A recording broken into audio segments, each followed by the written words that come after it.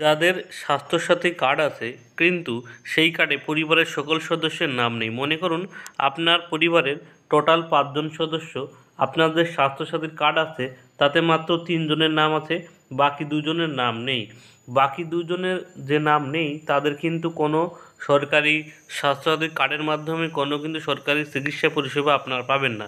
এর জন্য কি করতে হবে, আপনাদের কার্ডের সঙ্গে যে 2 জনের নাম অ্যাড নেই সেই 2 জনের নাম কিন্তু অ্যাড করতে হবে, ঠিক আছে। এর জন্য বর্তমানে যে দুয়ারে সরকার ক্যাম্প হচ্ছে সেখানে গিয়ে আপনারা কিন্তু ফর্ম জমা দিয়ে আপনাদের ফ্যামিলির যাদের নাম অ্যাড হয়নি স্বাস্থ্যসাথী কার্ডে তাদের নাম কিন্তু অ্যাড করতে পারবেন। সেই সেই তার ফর্ম ফিল আপ কীভাবে করবেন এবং কী কী ডকুমেন্টস তার সঙ্গে আপনি দেবেন আজকের ভিডিওর মাধ্যমে জানাবো। ভিডিওটি অবশ্যই প্রথম থেকে শেষ পর্যন্ত দেখবেন। এর জন্য আপনাকে কিন্তু ফর্ম আপনাকে ফিল আপ করতে হবে। আর যারা নতুন ছাত্রছাত্রী কার্ডের জন্য আবেদন করবেন তাদের কিন্তু ফর্ম বি, এবং যারা নাম অ্যাড করবেন তাদের কিন্তু ফর্ম কিন্তু তাদের কিন্তু ফিল আপ করতে হবে, ঠিক আছে। দেখতে পাচ্ছেন স্বাস্থ্যসাথী কার্ডের ফর্ম এটা কিন্তু যে কোনো দুয়ারে সরকার ক্যাম্পে বা আপনার নিকটবর্তী যে সাইবার ক্যাম্প আছে সেখানে গিয়েও কিন্তু আপনারা ফর্মটা সংগ্রহ করতে পারবেন, ঠিক আছে।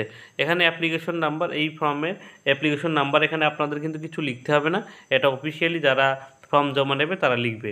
প্রথমে দেখতে পাচ্ছেন ফর্ম ফিল আপের ক্যাপিটাল অক্ষরে সবগুলো কিন্তু লিখবেন আপনারা। এখানে ডিস্ট্রিক্ট আপনারা লিখবেন, অর্থাৎ আপনি যে ডিস্ট্রিক্টের বাসিন্দা সেই ডিস্ট্রিক্টে লিখবেন। তারপরে আপনার ব্লকটা এখানে লিখবেন, তারপরে আপনার পঞ্চায়েতটা এখানে লিখবেন। তারপরে দেখতে পাচ্ছেন নিচের দিকে লেখা আছে ভিলেজ বা ওয়ার্ড, যারা গ্রামে বাস করেন তারা ভিলেজের নাম লিখবেন, যারা শহরে বাস করেন তারা ওয়ার্ডের নামটা লিখবেন, ঠিক আছে। এবার নিচের দিকে একটা বক্স দেখে লেখা আছে রেসিডেন্সি অ্যাড্রেস, অর্থাৎ আপনার ফুল অ্যাড্রেসটা কিন্তু আপনি এখানে দেবেন, আপনার ভিলেজ, আপনার পোস্ট, আপনার থানা, আপনার ডিস্ট্রিক্ট, আপনার পিনকোড, অর্থাৎ পুরো ঠিকানা কিন্তু এখানে আপনারা লিখে দেবেন।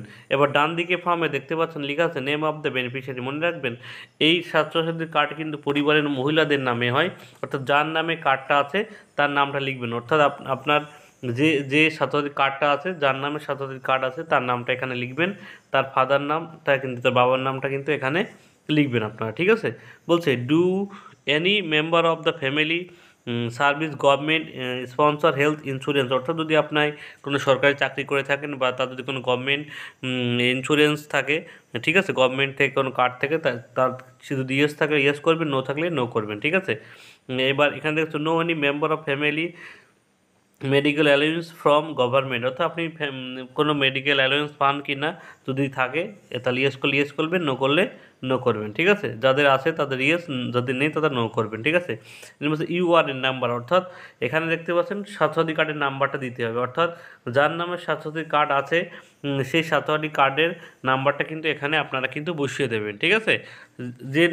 যে স্বাস্থ্যসাথী কার্ডটা আপনাদের আছে এবং যাদের নাম অ্যাড করবেন তাদের কিন্তু পরে এখানে স্বাস্থ্যসাথী কার্ডটা, যে আপনাদের স্বাস্থ্যসাথী কার্ডটা আছে সেই নাম্বারটা কিন্তু এখানে আপনি বসিয়ে দেবেন, ঠিক আছে। এর দিকে দেখতে পাচ্ছেন লেখা আছে মেম্বার নেম সিরিয়াল নাম্বার পরপর দেওয়া আছে, অর্থাৎ আপনার ফ্যামিলির যে কজনের নাম অ্যাড নেই তাদের নাম কিন্তু পরপর লিখবেন, ঠিক আছে। 1 নম্বরে 2 জন থাকলে 2 জন, 3 জন থাকলে 3 জন, 4 জন থাকলে 4 জন, পরপর কিন্তু এভাবে তাদের নাম কিন্তু এখানে লিখে দেবেন, ঠিক আছে। মনে করুন আপনার ফ্যামিলিতে একজনের নাম অ্যাড নেই, তাহলে তার নামটা এখানে লিখবেন, তার সেক্স মেল না ফিমেল সেটা লিখবেন, তার বয়সটা লিখবেন, এবং যার নামের স্বাস্থ্যসাথী কার্ড আছে তার সাথে সম্পর্কী বা হাজব্যান্ড ওয়াইফ নাকি ছেলে নাকি মেয়ে নাকি শ্বশুর শাশুড়ি যেটা হবে সেটা কিন্তু রিলেশনটা এখানে লিখবেন। এবং এখানে দেখতে পাচ্ছেন ফোন নাম্বার দেওয়া আছে, অর্থাৎ ভ্যালিড ফোন নাম্বারটা এখানে দেবেন, কারণ ফোন নাম্বারে কিন্তু মেসেজ বা ফোন করে আপনাকে বলা হতে পারে আপনার কবে আপনাদের ছবি তোলা হবে বা আপনাদের কীভাবে নাম অ্যাড করা হবে, ঠিক আছে। অতএব ভ্যালিড ফোন নাম্বারটা অবশ্যই আপনি এখানে দেবেন।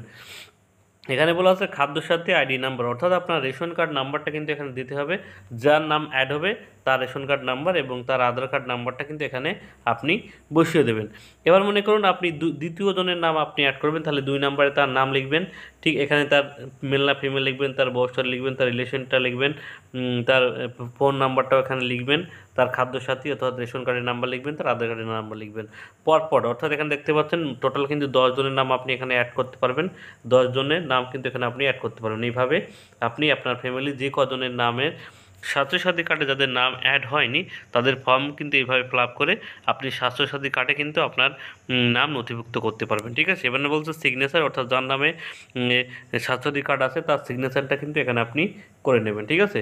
এইভাবে কিন্তু খুব সহজেই কিন্তু আপনি দুয়ারে সরকার ক্যাম্পে এই ফর্মটা জমা দিয়ে আমি আবার বলে দিই, ফর্ম এ ফর্ম কিন্তু এটা দেখে নেবেন। ফর্ম বি কিন্তু যারা নতুন স্বাস্থ্যসাথী কার্ড করবে তাদের কিন্তু স্বাস্থ্যসাথী কার্ড এখনও হয়নি। আর ফর্ম হলো নাম অ্যাড করার ফর্ম, ঠিক আছে। এভাবে আপনি 200 ক্যাম্পে জমা দিয়ে আপনি স্বাস্থ্যসাথী কার্ডে আপনার ফ্যামিলির সদস্যদের নাম অ্যাড করুন, ঠিক আছে। ভিডিওটি ভালো লাগলে অবশ্যই একটা লাইক কমেন্ট শেয়ার করবেন। চ্যানেলে নতুন হয়ে থাকলে এরকম গুরুত্বপূর্ণ আপডেট পেতে হলে অবশ্যই চ্যানেলটিকে সাবস্ক্রাইব করে রাখবেন। সবাইকে ধন্যবাদ।